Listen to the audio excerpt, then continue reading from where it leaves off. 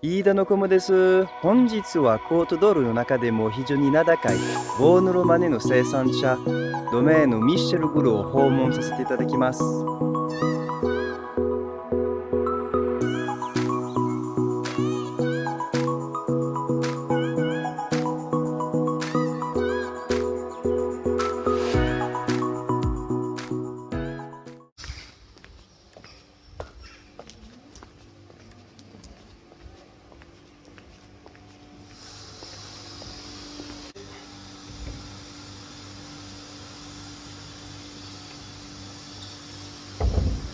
Bonjour, vous êtes ici au domaine Michel Gros. Bonjour à nos amis japonais. Ce domaine, j'en assure la direction depuis 1975 maintenant, et depuis 2 ans, j'ai passé la main à mon fils Pierre, mais je suis encore un peu présent sur ce domaine pour le conseiller et passer des informations essentielles pour la bonne suite de ce domaine. J'appartiens à la sixième génération de la famille Gros installée à Vaune-Romanée. En fait, la famille Gros est arrivée à Vaune en provenance d'un petit village des Hautes-Côtes de Nuits, à 4 kilomètres d'ici, au-dessus de Nuit-Saint-Georges. Et ça, c'était en 1830, donc il y a maintenant presque 2 siècles. Les bâtiments que nous trouvons ici sont des bâtiments relativement récents, mais ils font partie d'un ensemble plus important, dont les bâtiments les plus anciens ont sans doute plus de 300 ans. On a un petit peu de peine à retrouver toutes les informations. La famille Gros, donc, est arrivée à Vaune par un mariage, tout simplement, hein. Un monsieur Gros est descendu à Vaune-Romanée et a épousé une fille du village. Et par ce mariage, a obtenu quelques vignes sur le finage. Donc, très tôt, mes ancêtres ont été des commerçants et ont vendu leur vin d'abord en fût, puis ensuite en bouteille quand la bouteille a existé, ce qui était peu fréquent à l'époque, et ce qui leur a permis d'acquérir des vignobles, d'être un petit peu plus aisés sans doute que la moyenne des autres vignerons du village, et d'acquérir de belles parcelles, et sans doute les plus belles parcelles du domaine ont été acquises entre 1880 et 1920 à peu près. C'est à ce moment-là que les parcelles de Grand Cru, les parcelles dans les Richebourg, dans Clos Vougeot, dans les Echezeaux ont pu être acquises par la famille. Ensuite, est arrivée la crise de 1929, la Grande Dépression qui a duré jusqu'à la fin de la guerre de 40. Et pendant toute cette période-là, il a fallu plutôt survivre. Il n'y a pas eu d'expansion du domaine. Il a déjà fallu conserver, ce qui était déjà très bien. Ensuite, la deuxième période d'expansion, c'est à la période de mon père, de Jean Gros, qui était quelqu'un d'assez entreprenant et qui a à la fois acheté de nouvelles vignes, mais qui a aussi beaucoup replanté. Et il a replanté essentiellement dans la zone des Hautes-Côtes, dans laquelle nous avons aujourd'hui des surfaces assez importantes. Je suis moi-même arrivé sur le domaine en 1975, à la fin de mes études. J'avais alors 19 ans. Et j'ai travaillé pendant une vingtaine d'années aux côtés de mon père, donc sous le nom du domaine Jean Gros. Ce nom, domaine Jean Gros, a perduré. Et dans le même temps, j'ai commencé à créer un petit domaine. Dans un premier temps, mon père m'a loué 2 hectares de vignes dans les Hautes-Côtes. Et ensuite, j'ai pu acquérir quelques parcelles sur Vaune, sur Chambolle, sur Moret. Et puis, mon père a pris sa retraite définitive en 1995. Et donc, à partir de ce moment-là, le domaine de mon père a été partagé entre ses 3 enfants, donc moi-même l'aîné, Michel, ma sœur Anne-Françoise et mon frère Bernard. Et donc, à partir de 1996, les étiquettes ont porté mon nom, domaine Michel Gros. Donc, depuis bientôt 2 ans, Pierre est revenu sur le domaine. Donc, c'est aujourd'hui lui qui est le régisseur du domaine. On appelle ça le gérant en français. Et il a donc la responsabilité totale de la conduite du domaine. Et les parts du domaine, donc ça veut dire la propriété elle-même du domaine, est passée aujourd'hui à Pierre et à ses 2 frères, Louis et Simon. Donc maintenant, je suis un peu en retrait, même très en retrait dans la gestion de ce domaine. J'agis uniquement en tant que conseiller pour passer ce que je peux savoir de la vigne et du vin dans ce domaine. Donc bonjour à nos amis japonais, je m'appelle Pierre Gros, je suis le fils de Michel Gros. J'ai aujourd'hui 30 ans et ça fait depuis le début de l'année 2019, donc bientôt maintenant 2 ans, que je suis revenu travailler avec mon père. Donc auparavant, j'ai eu l'occasion pendant plusieurs années de venir, mais uniquement pendant la période des vendanges et de la vinification. Donc pendant plus de 5 ans, je venais l'assister pendant la période des vinifications. Et j'avais en parallèle un autre métier, en fait le métier d'ingénieur, qui est ma formation initiale. Donc je travaillais sur Paris, la capitale de la France.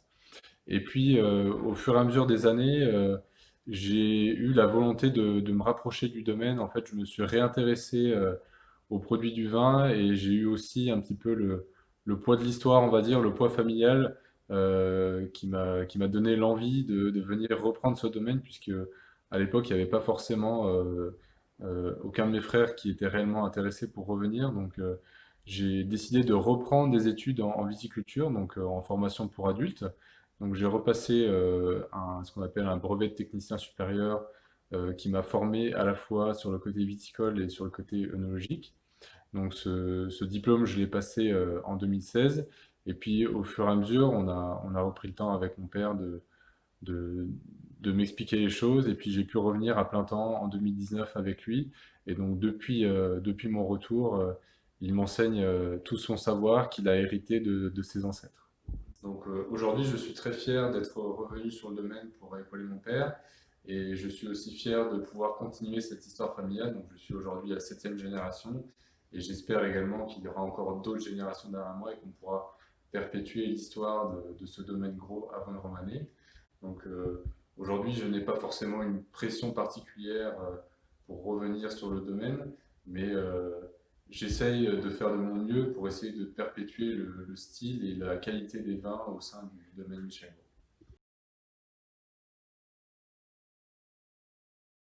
Donc la philosophie du domaine, ça a toujours été de faire des vins qui soient capables de vieillir. C'était déjà l'objectif de mon père. Donc en fait, j'ai relativement peu modifié les techniques de travail de mon père et on a continué à pratiquer des élevages longs. Mon père élevait les vins pendant 2 ans. On a un tout petit peu réduit, on a aujourd'hui des élevages d'environ 18 mois, mais on élève toujours en fût de chêne avec des proportions assez importantes de fût neuf et toujours des fûts neufs avec ce qu'on appelle des chauves fortes. Donc ça, c'est quelque chose que mon père avait institué, qui correspondait à son goût à l'époque et qui correspond à mon goût, à moi aussi, et qu'on a conservé jusqu'à aujourd'hui. Ensuite, ce qui a changé réellement, c'est plutôt, on peut dire, le climat. Le climat a réellement changé. Moi, je l'ai vu évoluer au cours de ma carrière de façon très importante, ne serait-ce qu'au travers des dates de vendange. Les dates de vendange ont avancé de 15 jours à 3 semaines entre mes débuts et aujourd'hui. Donc on peut dire qu'on continue à faire des vins qui sont capables de se garder, qui sont peut-être pas les plus faciles à déguster quand ils sont très jeunes, mais qui sont capables de vieillir une dizaine d'années pour les années moyennes, et une vingtaine d'années sans problème pour les grands millésimes. Donc nous sommes très connus à cause des vins de Vosne-Romanée, et du Clos des Rayans en particulier, bien sûr, et aussi parce que les bâtiments du domaine sont au cœur du village de Vosne-Romanée, mais le domaine exploite également de nombreuses parcelles sur les communes voisines et également dans les Hautes-Côtes de Nuits. Sur le point sur lequel je voulais insister, c'est que les techniques de viticulture, d'élevage des vins, sont exactement les mêmes pour tous les crus, du Clos Vougeot jusqu'au simple Bourgogne, en passant par les Hautes-Côtes. Les vins sont élevés de la même façon, dans les mêmes fûts, pendant la même durée, dans les mêmes lieux. Ce qui veut dire qu'il y a quand même une unité de style entre tous mes vins. Et même si vous avez des différences d'appellation, vous allez retrouver le style Michel Gros au travers toutes mes appellations. Donc n'hésitez pas à découvrir des vins autres que les Vosnes. Sachez quand même que la surface au Vosne-Romanée du domaine est assez réduite. On a à peu près 4 hectares sur la commune de Vosne-Romanée pour un total de 23 hectares. Donc n'hésitez pas à déguster les autres appellations qui en plus sont souvent moins coûteuses, tout simplement parce que Vosne-Romanée est un des villages les plus fameux de la côte, mais aussi malheureusement un où les vins sont les plus chers. Donc vous aurez l'occasion de goûter d'autres vins du domaine Michel Gros, plus abordables et tout aussi intéressants. Donc aujourd'hui, le domaine s'étend sur 23 hectares de vignes, donc sur 2 grandes zones d'appellation. Une zone sur la côte de Nuits, entre Nuits-Saint-Georges et Moret-Saint-Denis, pour à peu près 8 hectares. Et puis la zone des Hautes-Côtes de Nuits, sur à peu près 15 hectares. Donc sur cette carte, vous voyez la représentation de nos parcelles sur le secteur de la côte de Nuits, Donc il y a vraiment ici un zoom uniquement sur les secteurs qui nous concernent. Donc le plus au sud, c'est Nuits-Saint-Georges et le plus au nord, c'est Moret-Saint-Denis. Donc on a des vignes qui sont à la fois dans les secteurs des appellations régionales qui sont ici en vert, des appellations village, premier cru et grand cru. Donc sur Nuits-Saint-Georges, on a les Nuits-Saint-Georges et Chaillot au sud et des parcelles au nord qui rentrent dans l'appellation Nuits-Saint-Georges classique.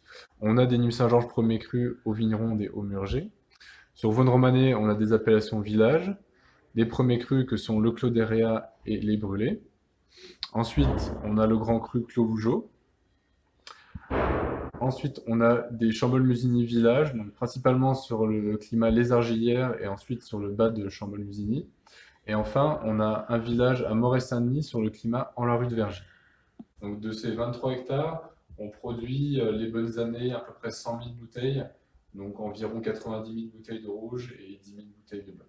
Donc aujourd'hui, le domaine est principalement planté en pinot noir, puisque c'est le cépage majoritaire de la côte de Nuits et de Haute-Côte de Nuits. Donc à 90%, notre production est du vin rouge issu de pinot noir. Et puis à 10%, on a la vigne de la Fontaine Saint-Martin dans le Haute-Côte qui, elle, est plantée en chardonnay. Nos vignes, elles ont été en grande partie replantées à la génération de mon grand-père. Donc il y a certaines vieilles vignes, évidemment, mais la majorité des vignes, elles ont aujourd'hui entre 40 et 50 ans. Elles ont été plantées dans les années 1970-1980. Donc notre clientèle principale aujourd'hui, c'est l'export. Donc on vend principalement sur les marchés étrangers. Notre premier marché, c'est le Japon. Et ensuite, on a les marchés principaux de la Bourgogne, que sont les États-Unis, la Grande-Bretagne et les pays limitrophes de l'Europe. Ensuite, en France, on a aussi une clientèle particulière assez fidèle qui nous rend visite régulièrement au domaine, donc ce qui permet de les accueillir et de les retrouver d'année en année. Donc, dans ce secteur, on a un monopole. Donc, c'est le Clos d'Héréat qui est ici à Vaune-Romanée, qui est un Vaune-Romanée premier cru. Et donc, ce monopole est assez ancien dans la famille puisqu'il a été acquis en 1860.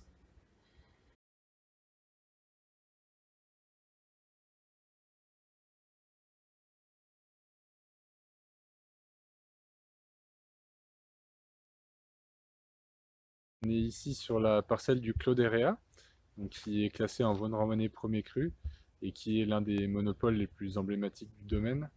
Donc cette parcelle, c'est un clos, donc elle est ceinte de murs, donc il y a des murs tout autour de la parcelle. Donc il y a un mur qui a disparu aujourd'hui, mais par le passé, elle était entièrement ceinte de murs.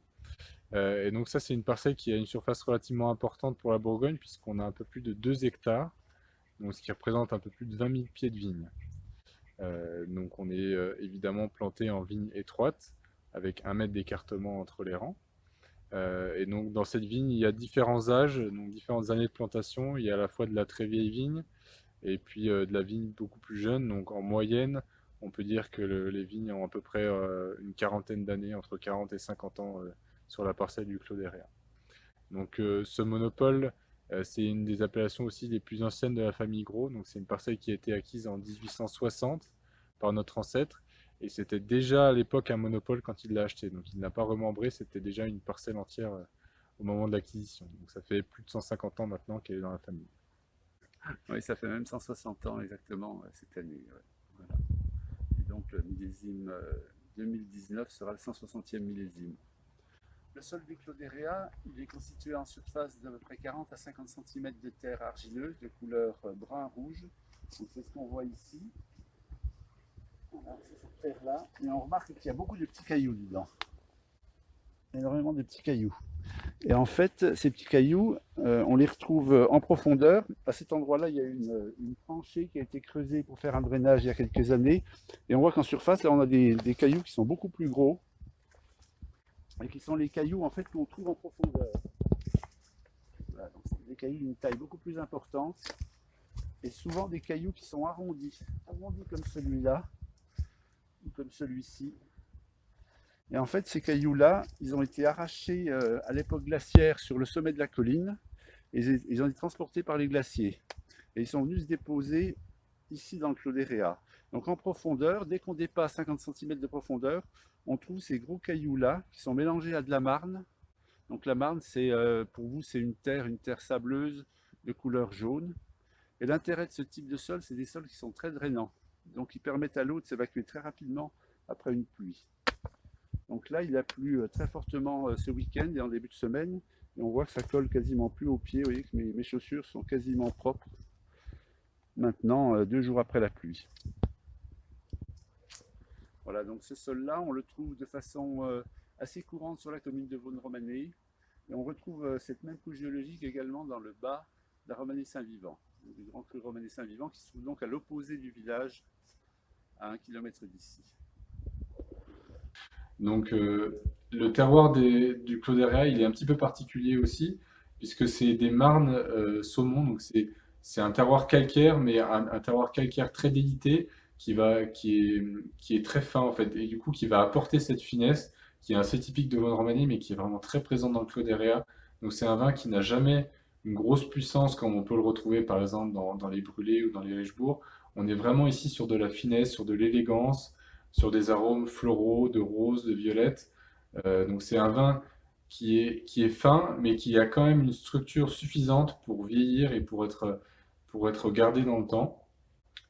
Et l'autre particularité aussi du Clodérea, c'est que le fait d'être ceint de mur et aussi d'être entouré par tous les bâtiments du village, il va être coupé du vent du nord. Donc tout le côté nord est protégé, ce qui fait qu'il y a aussi un microclimat dans cette parcelle qui donne des maturités plus poussées. Donc c'est en général une des premières parcelles qu'on récolte, puisque la température est toujours un petit peu plus élevée, et on a des maturités toujours un petit peu plus importantes. Alors, les vins qui me tiennent particulièrement à cœur, bien sûr, tous les vins sont nos enfants, donc on aime tous ces enfants, mais j'ai oui, un penchant particulier pour les vins des Hautes-Côtes, sans doute aussi parce que c'est déjà la création de mon père, parce que mon père est parti de rien du tout, hein, c'était des terrains en friche, et puis moi-même j'ai beaucoup développé les plantations dans les Hautes-Côtes, donc c'est un petit peu la création de la génération de mon père et la mienne. Donc ces vins-là, c'est encore plus nos enfants puisqu'on les a fait naître. Donc ici, vous avez une carte de notre secteur des Hautes-Côtes de Nuit. Donc là, c'est un zoom aussi sur le secteur qui nous concerne, puisque les Hautes-Côtes de Nuit sont plus larges que ça. Nous, on a des vignes principalement sur les villages d'Arcenant et de Marais-les-Fussets. Donc au sein des Hautes-Côtes de Nuit, l'appellation la plus importante pour nous, c'est la Fontaine Saint-Martin, qui est un monopole, une parcelle qui fait environ 7 hectares. Donc sur cette parcelle de 7 hectares, en fait, on a la plantation des 2 cépages principaux en Bourgogne, le pinot noir et le chardonnay. Donc on a du chardonnay au sommet de la fontaine Saint-Martin et puis tout en bas. Et puis au milieu, on a des pinots noirs. Donc la plantation de cette parcelle, elle est aussi un petit peu particulière. Donc déjà, ce sont des vignes larges qui sont plantées à un écartement d'à peu près 2,60 m entre les rangs. Et puis aussi la particularité, c'est que les rangs ne sont pas dans le sens de la pente, mais en travers. Ce qui crée en fait des petites terrasses. À chaque rang, il y a un niveau qui descend au fur et à mesure de la pente. Et ça a été fait par mon grand-père pour réduire les problématiques d'érosion, puisque quand il pleut, la terre a tendance à descendre, et le fait de créer ces terrasses réduit l'érosion. Et en plus de ça, la parcelle, elle est enherbée à 80%, ce qui réduit encore plus l'érosion. Donc une des particularités aussi de la fontaine Saint-Martin, c'est son sous-sol. Donc il y a un grand dénivelé entre le haut et le bas, ce qui fait qu'il y a aussi une grande différence en termes de géologie du sol et du sous-sol. Et ces dernières années, on a fait réaliser des fosses pour voir un petit peu quels étaient les types de sols et de sous-sols. Et en fait, on s'est rendu compte qu'il y avait des sols assez similaires à ce qu'on retrouve par exemple sur la colline de Corton. Ce qui fait que les chardonnays et les pinots noirs sont bien adaptés à ce type de terroir. Donc, comme l'a dit mon père, le réchauffement climatique a eu des effets assez perceptibles sur la culture de la vigne en France et aussi en Bourgogne. Donc, au départ, dans les années 70-80, dans le secteur par exemple des Hautes-Côtes de Nuit, on était un peu limite parfois pour faire mûrir le raisin. Une année sur 2 ou une année sur 3, on avait du mal à obtenir des maturités et on était obligé de vendanger début octobre avec des degrés qui n'étaient pas forcément suffisants. Et disons que jusque dans les années 2000, voire début des années 2010, on a quand même beaucoup bénéficié de ce réchauffement climatique, et tout particulièrement dans le secteur des Hautes-Côtes de Nuit, puisque depuis le début des années 2000, tous les ans, on atteint des très bonnes maturités, que ce soit en rouge ou en blanc, dans le secteur des Hautes-Côtes de Nuit. Mais disons que depuis 2-3 ans, on arrive à un point où le réchauffement climatique arrive à presque trop, c'est-à-dire que du coup, on a des maturités qui sont très précoces et très rapides, ce qui nous oblige à changer aussi notre organisation, que ce soit en termes de vendange, il faut qu'on vendange plus rapidement, et puis aussi en termes de viticulture et de vinification. Donc ensuite, la fontaine Saint-Martin, elle a une typicité qui est plus proche des vins de la Côte de Nuit. Déjà, de par son exposition, elle est exposée plein est, donc c'est la même exposition que toute la Côte de Nuit. Et puis au niveau des terroirs, on en a parlé, donc des terroirs assez proches de ce qu'on retrouve par exemple sur la colline de Corton.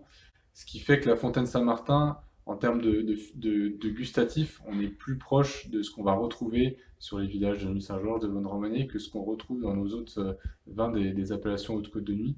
Donc c'est un vin qui est toujours peut-être un petit peu austère sur sa jeunesse, mais qui est toujours porté sur la finesse, sur des arômes un peu plus floraux, peut-être un peu plus de violette, avec une trame tannique qui est un petit peu plus présente. Donc c'est un vin que nous, on va conseiller de garder et de plutôt boire entre 3 et 5 ans, voire jusqu'à 8 ans sur les grands millésimes. Donc c'est un vin qui est plus complexe, mais aussi qu'il faut savoir attendre pour avoir la meilleure expérience gustative.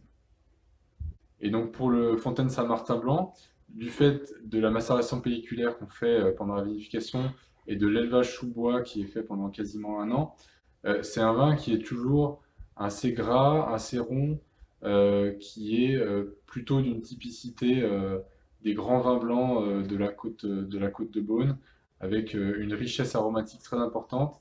Et c'est à nouveau un vin qui va savoir vieillir pendant 3 à 5 ans, donc on peut largement l'attendre. Et c'est un vin qui est vraiment un vin de gastronomie et pas forcément uniquement un vin d'apéritif. Donc le vin des Hautes-Côtes de Nuit qu'on appelle Haut Vallon, c'est une nouvelle cuvée qu'on a décidé de séparer en 2016. Donc le premier millésime, c'était le millésime 2016. En fait, ce qu'il faut savoir, c'est que dans le Haute-Côte de Nuit, quand on a des surfaces importantes, on a toujours vinifié un petit peu séparément les parcelles. Et ça fait longtemps qu'on sait que chaque parcelle a sa personnalité. Et cette parcelle de Haut-Vallon avait réellement une personnalité très différente des autres. Et ça, pour une raison assez simple, c'est l'exposition et le terroir. En fait, l'exposition, elle est plein sud, avec un coteau assez prononcé et un terroir assez fin, ce qui donne en fait un vin qui est toujours assez solaire. Par rapport aux autres vins de la gamme, il a vraiment une particularité à part. Le fait d'être orienté au sud va donner des maturités un peu plus poussées et une expression du pinot noir qui n'est pas forcément très classique.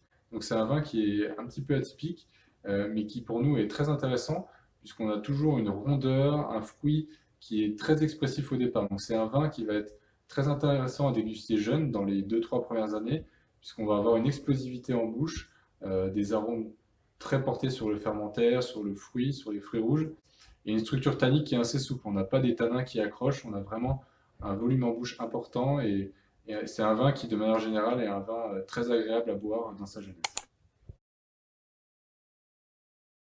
Donc les deux derniers millésimes, que sont en 2018 et 2019, sont assez similaires, je dirais, en termes climatiques. On a eu 2 millésimes relativement précoces, avec des maturités assez importantes. Donc 2019 était un petit peu moins précoce que 2018. En 2018, on a vendangé tout début septembre. Donc on a eu un été très chaud, relativement sec aussi. Donc on a eu, heureusement, on a eu une récolte relativement correcte en termes de volume, mais on a eu des maturités très élevées, avec des vins qui peuvent atteindre 13 degrés et demi en naturel. Donc on a dû aussi adapter notre vinification pour essayer de faire des fermentations les plus rapides possibles pour ne pas avoir de problème de fermentation. Donc les vins du millésime 2018 vont être assez solaires, assez riches, assez charnus, avec des acidités qui sont quand même aussi relativement présentes. Donc ça va être des vins très amples, qui sont souples. Il n'y a pas des tanins aussi très poussés. C'est vraiment des vins très souples. Alors qu'en 2019, on a un millésime qui est un tout petit peu plus tardif, mais qui est à peu près sur le même niveau de maturité. On avait des degrés naturels qui sont à peu près semblables à ce qu'on a en 2018. On a vendangé par contre un petit peu plus tard, puisque la saison végétative était plus tardive. La grosse différence, je dirais, c'est au niveau des volumes de récolte, puisque 2019, on a fait environ un tiers de moins de récolte par rapport à 2018. Donc ça, c'est dû à plusieurs événements. Donc à la fois un printemps relativement pluvieux, surtout au niveau de la floraison, et puis après un déficit d'eau et puis un petit peu trop de soleil en fin de saison, ce qui fait qu'il y a eu des pertes de récolte. Et donc les vins du millésime 2019, donc, qui sont encore aujourd'hui en élevage, donc ils ne sont pas terminés, mais ils auront à la fois ce profil assez solaire, assez mûr, mais avec une concentration encore supérieure par rapport à 2018, du fait des petits rendements. Ça va être des vins encore un petit peu plus concentrés, avec une structure tannique pour le coup peut-être un petit peu plus présente. Mais je pense que 2018 et 2019, ce seront deux grands millésimes qui seront aptes à vieillir très longtemps.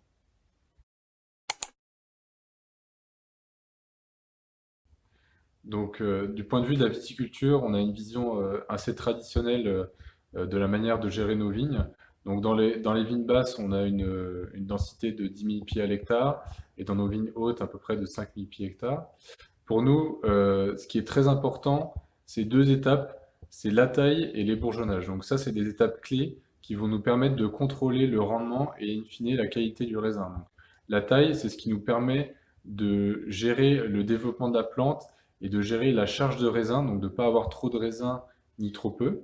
Et puis après, l'ébourgeonnage, qui se fait plutôt au printemps, ça permet de gérer encore à nouveau la qualité et la charge du raisin, mais au niveau de chaque pied directement, pour adapter en fonction de la vigueur de la vigne, si elle est plutôt faible ou plutôt forte. Donc nous, on attache un soin tout particulier à ces deux étapes, puisque si on laisse trop de pieds sur le raisin, on va avoir une dilution trop importante et on va manquer de matière dans les vins. Donc nous, on essaie de viser en moyenne un rendement aux alentours de 40 hectolitres à l'hectare, et un tout petit peu moins dans les premiers crus et dans les grands crus, environ entre 30 et 35 hectolitres dans les grands crus. C'est un rendement qui, pour nous, permet d'avoir une concentration suffisante sans rentrer dans des vins trop confiturés. Si on est sur des rendements trop bas, on risque d'arriver sur des vins vraiment trop confiturés. Nous, on essaie de viser ce rendement qui est un juste milieu entre la finesse et la concentration. Donc ensuite, au niveau des vendanges, on travaille tout de la même manière, que ce soit la côte de nuit et l'autre côte de nuit. Tout est vendangé à la main, dans des petites caisses. Et nous, ce qui est très important, c'est que le tri est fait à la vigne. Donc ça nous paraît important du fait que quand vous avez de la pourriture ou des raisins qui sont pas très beaux, on les élimine dès le départ et on évite de les transporter jusque dans la cuverie où ils peuvent se mélanger avec les autres et on peut avoir du mal à les trier au moment de la cuverie. Donc nous, tout le tri se fait directement à la vigne. Et donc ensuite, les raisins arrivent en cuverie, ils passent sur une table de tri et ils sont tous totalement égrappés. Donc on enlève totalement à rafle avant de les rentrer en cuve. Donc pour ce qui concerne la taille, on a un petit peu changé nos pratiques les années précédentes, puisqu'on s'est rendu compte qu'avec la taille Guyot classique, on avait plus de problématiques de maladies du bois et de plaies de taille importantes qui faisaient rentrer des maladies. Donc on est passé d'une taille Guyot simple, qui est assez classique en Bourgogne, à une taille Guyot qu'on appelle Poussard. Donc en fait, c'est une taille qui permet de préserver les flux de sève dans la plante. Donc ça, c'est très important, on y fait très attention, de préserver la circulation du flux de sève dans la plante. Et ça se fait au niveau de la taille en essayant de faire des plaies les moins grosses possibles et du coup les moins impactantes pour le cep. Donc la particularité du guyot poussard par rapport au guyot simple, c'est qu'on va avoir deux branches de ramification séparées. Donc d'un côté, on va garder ce qu'on appelle un courson, et d'autre côté, on va garder à la fois un courson et une baguette. Et d'une année sur l'autre, on va changer de côté la baguette, ce qui va nous permettre de conserver en permanence toujours un flux de sève de chaque côté. Donc l'important dans le guyot poussard, c'est essayer de conserver ces flux de sève, donc d'avoir un flux de sève à gauche, un flux de sève à droite, et en fait de concentrer les grosses plaies de taille, les grosses plaies ici, par exemple quand on a coupé des grosses branches, de les concentrer sur la tête du cep et pas sur le chemin des flux de sève, parce que si on a des plaies sur le chemin, on va créer des obstructions, et au fur et à mesure, le cep il va s'étouffer et la sève ne va pas parvenir jusqu'aux feuilles. Donc le réel objectif de ce guyot poussard, ça va être de conserver deux flux de sève permanents en intervertissant d'une année sur l'autre le côté où sera la baguette. Donc, en ce qui concerne les Hautes-Côtes, la viticulture est légèrement différente. Donc déjà au niveau de la densité, on a 2 fois moins de densité de plantation dans les Hautes-Côtes, donc qui fait qu'on a un écartement entre les vignes de 2,60 m au lieu d'1 mètre, ce qui nous permet d'enherber un terrain. Si vous voulez, il y a 80% de la surface qui est enherbée, il n'y a que sous le rang, sous les pieds de vigne qu'on désherbe. Et donc pour nous, ça c'est assez important puisque ça permet de favoriser la vie du sol. Cet enherbement va favoriser les micro-organismes dans le sol. Là où dans les vignes basses, on va travailler à 100% le sol, on va labourer totalement. Dans les vignes hautes, on peut laisser cet enherbement et ça nous facilite aussi le travail puisqu'on peut passer en toute saison, même si les sols sont humides, on peut passer à pied ou en engin agricole. Donc l'autre différence aussi, c'est qu'il y a deux modes de taille dans les Hautes-Côtes. Donc on a à la fois des vignes qui sont en guyot poussard et puis à la fois des vignes qui sont en cordon. Donc en général, les vignes jeunes sont en cordon, ce qui permet de limiter un petit peu la production et de limiter la vigueur de la vigne. Donc, en termes de vinification, pour les vins rouges, donc une fois que les raisins arrivent en cuverie, ils sont égrappés, donc on ne fait pas de vendange entière, on égrappe totalement les raisins, ce qui nous permet pour nous de préserver la pureté du fruit et d'être uniquement sur les arômes du raisin à 100%. Donc ensuite, les raisins vont être encuvés dans des cuves béton qui sont ouvertes. Ils vont y passer à peu près 2 semaines. Donc nous, on va laisser la fermentation démarrer spontanément le plus rapidement possible. On ne va pas refroidir la vendange, on va la laisser partir en fermentation pour essayer d'avoir des fermentations les plus franches et les plus rapides possibles, pour ne pas avoir d'autres arômes moins intéressants qui se développent. Donc cette fermentation, elle va durer à peu près 10 jours à 15 jours.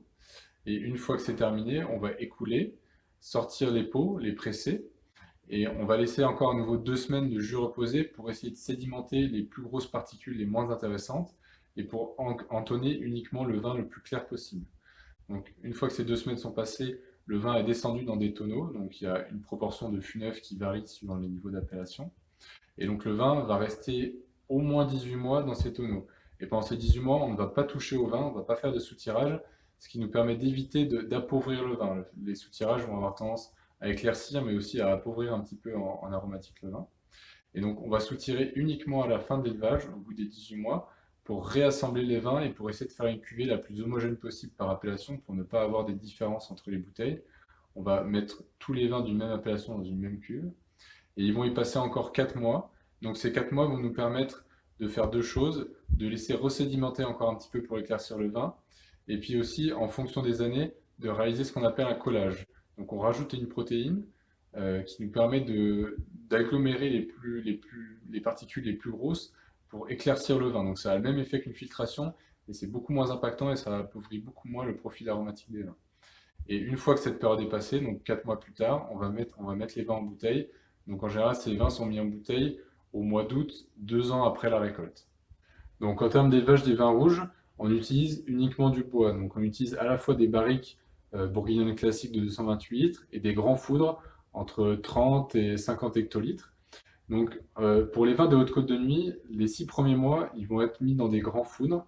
Et ensuite, on va rebasculer dans des fûts. En fait, ce qui nous permet de garder continuellement des fûts remplis, puisque pour éviter les déviations aromatiques, on essaie de garder les fûts le moins longtemps possible vides.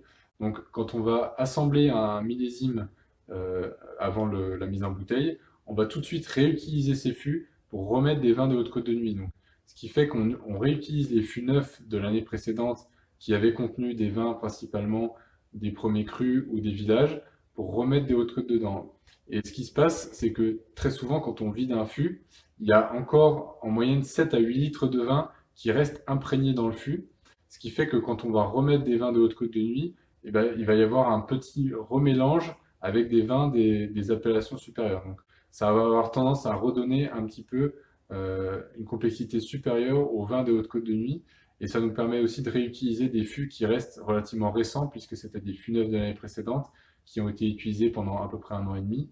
Et donc on utilise des fûts qui ont encore un petit côté aromatique de bois qui va s'imprégner sur les vins des Hautes-Côtes de Nuits. Donc en ce qui concerne les vins blancs, la méthode de vinification est légèrement différente.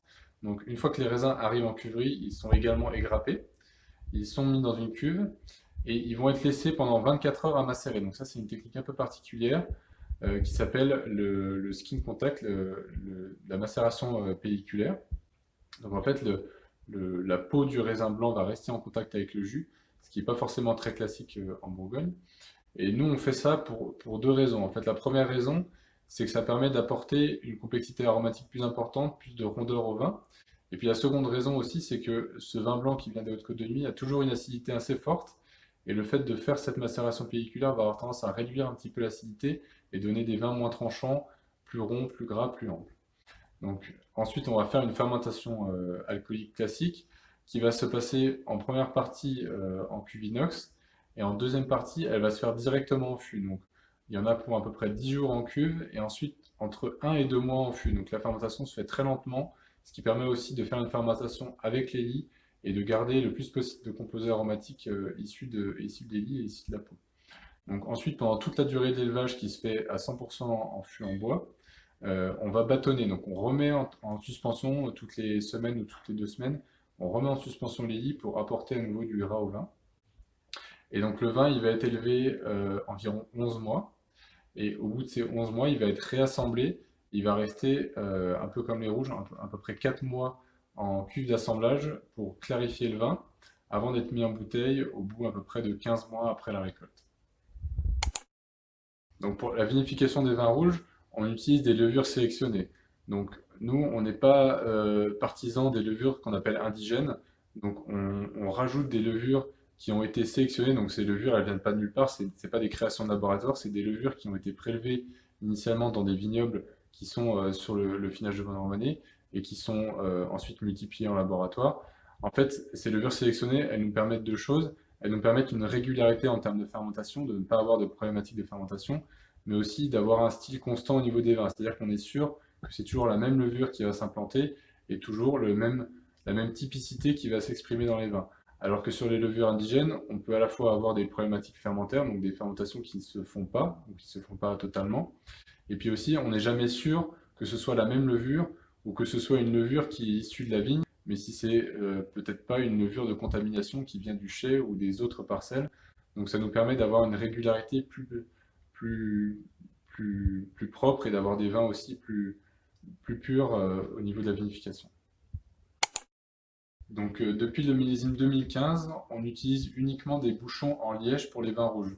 Donc par le passé, on utilisait parfois des bouchons diam, mais depuis 2015, on est revenu au liège naturel à 100% sur les vins rouges. On a fait ce choix puisque maintenant, notre bouchonnier nous propose ce qu'il appelle le nose detection. En fait, chaque bouchon va être sniffé individuellement par une machine pour tester s'il y a du TCA, en fait, et c'est la molécule qui apporte le goût de bouchon. Et du coup, maintenant, les bouchonniers nous garantissent à 100% le fait que le bouchon n'a pas la molécule qui est originaire du goût de bouchon. Donc, on a fait ce choix de revenir au liège pour cette raison-là, puisque pour nous, le liège est supérieur en termes de conservation par rapport à des bouchons techniques que sont le diam ou autres. Par contre, pour les vins blancs, on a gardé le diam, puisque les vins blancs sont plus sensibles au phénomène d'oxydation, et dans les bouchons en liège, on a des grosses variabilités en termes de perméabilité, et le diam nous permet d'avoir une constance au niveau de l'oxygène qui est transféré entre l'extérieur et la bouteille de vin. Donc pour moi, le vin, c'est réellement un héritage culturel de la France, c'est une partie du patrimoine de la France. Donc pour moi, le vin, c'est l'image de la domestication par l'homme de la vigne pour produire un produit qui est à la fois le reflet de son terroir et le reflet du travail et de la main de l'homme.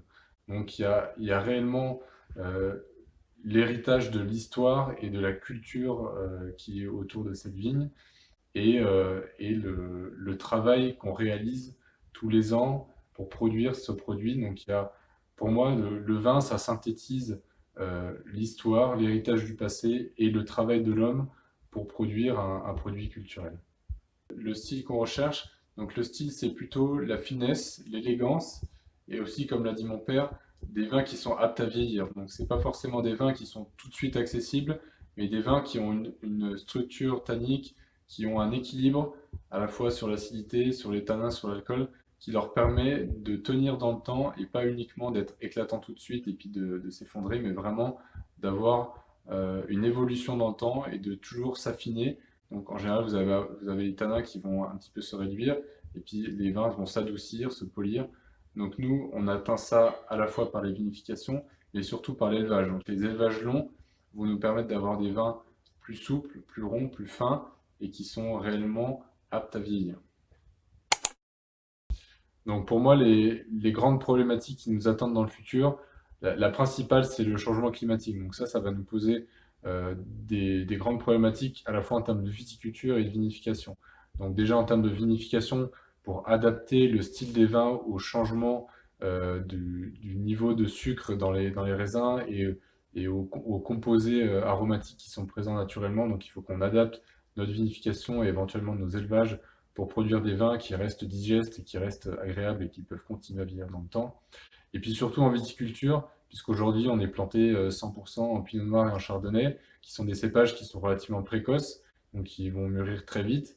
Et comme on a ce réchauffement climatique, on a des vendanges de plus en plus précoces et ça pose problème. Donc ça peut passer par des porte-greffes qui vont induire des précocités moindres, et aussi par des sélections, que ce soit des sélections clonales ou massales, ou les deux, sur des variétés de pinot noir qui vont être aussi un petit peu moins précoces, et puis moins sensibles aussi à tous les phénomènes de sécheresse, puisqu'en Bourgogne, on a un climat qui est relativement continental, avec des étés qui sont chauds et relativement secs, et ces problématiques de sécheresse sont relativement prégnante depuis 2-3 ans, et il nous faut choisir, quand on replante, des porte-greffes qui sont adaptés à ces conditions plus sèches que par les années précédentes.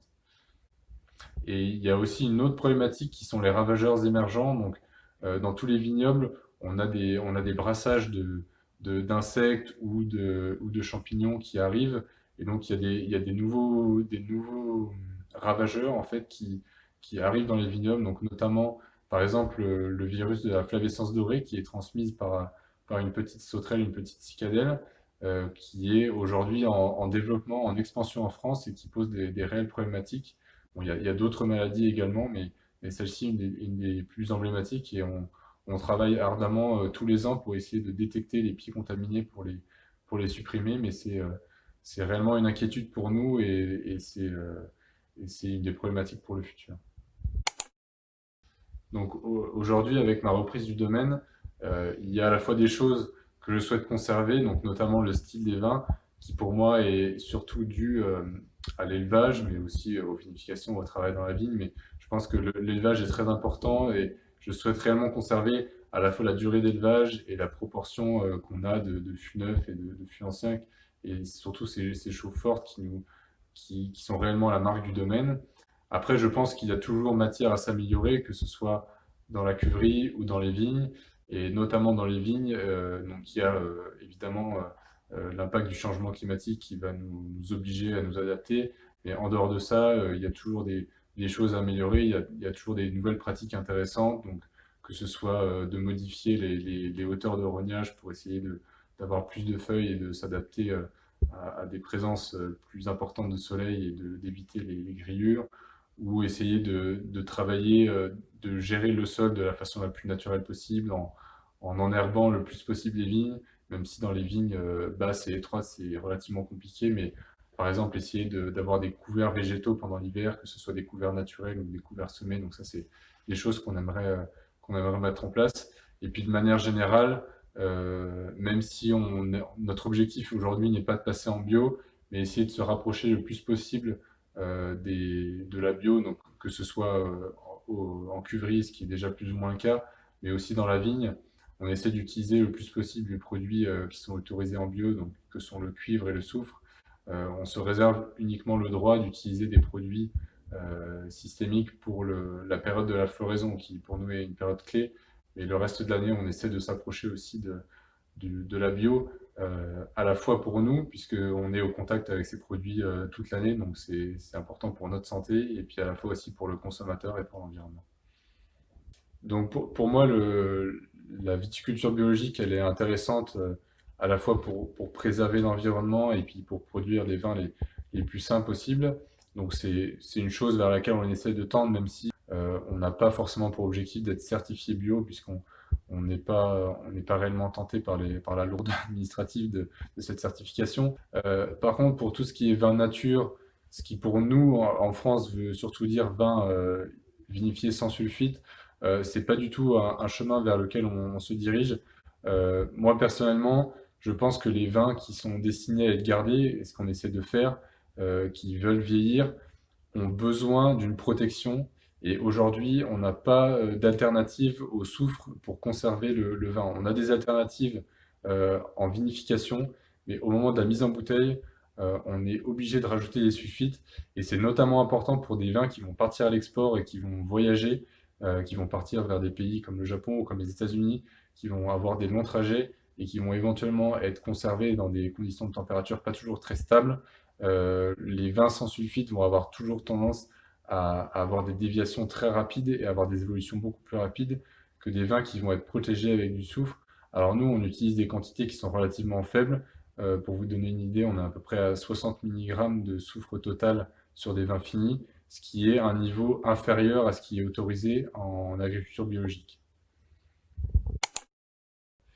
Donc aujourd'hui, avec la situation actuelle que l'on connaît avec le coronavirus, on a été obligé un petit peu de se réadapter et de se réorganiser au niveau du travail.